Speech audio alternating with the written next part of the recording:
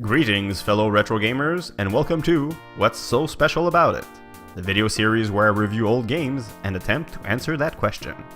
In this episode, I will present 5 things that made Wolfenstein 3D special. Number 5. Background music.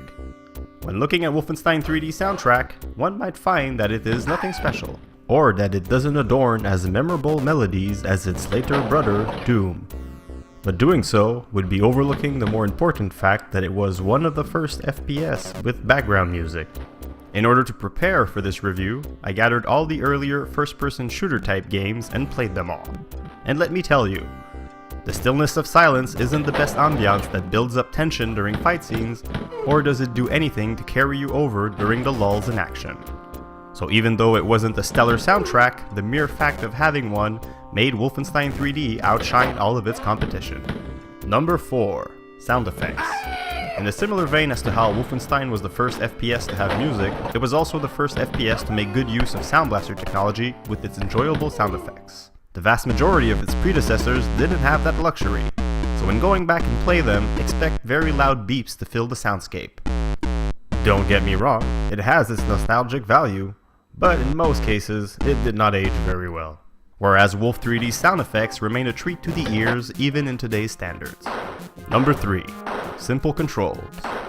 This one might be less obvious for those of you who haven't played many older DOS games, but complicated or obtuse controls was a rather common occurrence in older PC games, and the first few FPS to come out did not avoid this pitfall. Notable example would be Darkside, which by the way was arguably the first FPS ever made for PC MS-DOS. In Darkside, you did not only control your character's movement, forwards, backwards, and turning, you also controlled the character's stance between standing and crouching. Not only that, but you could also look up and down and even rotate the camera sideways. Why? I never figured it out. And last but not least, you could also modify the rate at which your character could turn and how large of a step you would take when moving.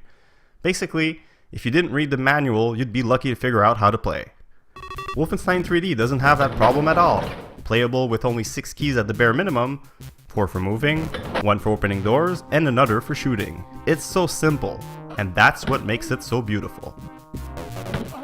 Number 2. Intuitive gameplay. Following in the same vein as the previous point, the no-nonsense approach to its gameplay was another crucial element to its success. Games like CyberCon 3 would be a good example of convoluted gameplay with its overly complex power suit management and rather bizarre music/color puzzles you had to complete in order to open doors. Yet another reason why you had to read manuals with these games. The overly complex gameplay mechanics would leave newcomers rather puzzled. But when you first play Wolfenstein 3D, I doubt you'll need someone to explain to you what you need to do. Without complicated controls or gameplay mechanics in the way, the player will quickly and easily figure out how to play.